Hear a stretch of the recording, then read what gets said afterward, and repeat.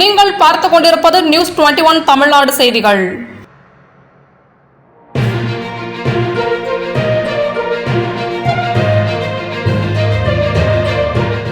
தேனி மாவட்டம் சின்னமனூர் மிஷ்கின் லப்பை தர்கா பள்ளிவாசல் கருங்கட்டாங்குளத்தில் சமூக நல்லிணக்க பேரவை ஜமா அத்தே இஸ்லாமிய ஹிந்த் இணைந்து நடத்தும் சமூக நல்லிணக்க மிலாடி நபி விழா நடைபெற்றது.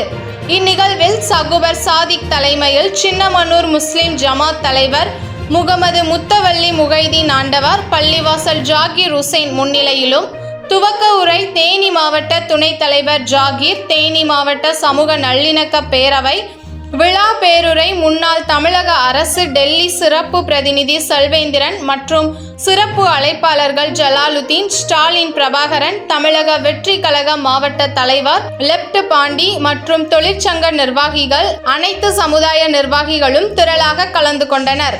நியூஸ் 21 செய்திகளுக்காக உத்தமபாளையம் செய்தியாளர் எஸ். முகமது இஸ்மாயில்.